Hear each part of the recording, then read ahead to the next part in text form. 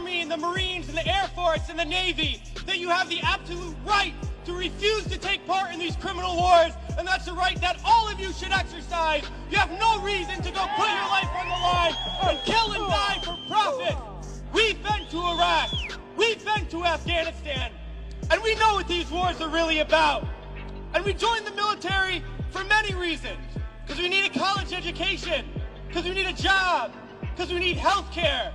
And then we joined the military, and they tell us that our enemies are poor people in caves in Afghanistan, or poor people in the deserts of Iraq. But we've been to those countries, and we know that our enemies are not other poor people abroad. Our enemies are the people that laid us off from our jobs, that denied us health care, that make it impossible to get an education. Our enemies are not in the poorest countries on the planet, but right here in the richest one. The occupations of Iraq and Afghanistan alone are costing over $700 million every single day. This is a crime every single day, while so many of us are hurting. Well, I think all of us here and the vast majority of people in this country would agree that we can spend $700 million a day better than bombing people that we have no reason to bomb. We can spend $700 million a day rebuilding those countries we've destroyed. We can spend $700 million a day caring for the veterans we get home when they get home, and then we can spend $700 million a day giving every single person health care, a college education, a job, and a livelihood, and a home. That's what we need to be spending our money on. But this government is not going to do that. They're not going to use the money in that way. They're not going to end the wars. And they're not going to do it because it's not our government. It's their government. It's the government of the rich.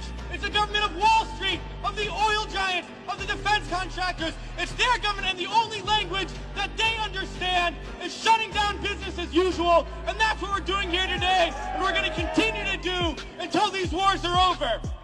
It's crystal clear now that these wars are going to continue and expand and go into other countries. That is the trend. That is what we know, that there is perpetual war, and it's only going to stop if the people stand up and stop it. And that's what we're going to do, sisters and brothers.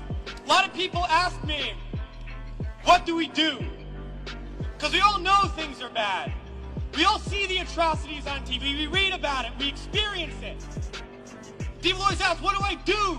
Because we always want to know what to do. Do we vote? Do we support a politician? Do we join an organization? What do we do? Well, I'll tell you what we do. It's simple. We fight. We fight, and we fight, and we fight, and we shut down our workplaces. We shut down our schools. We shut down the streets. We shut down business as usual, and we fight until we force the people in there to do what the people out here want. Because that's how we're going to get around, and we're going to fight until there's not one more bomb drop, not one more bullet fired, not one more soldier coming home in a wheelchair, not one more family slaughtered, not one more day of U.S. imperialism. Let's fight to make that happen. We can do it today, and in the days ahead, we have to fight to end these wars and create a better world, sisters and brothers.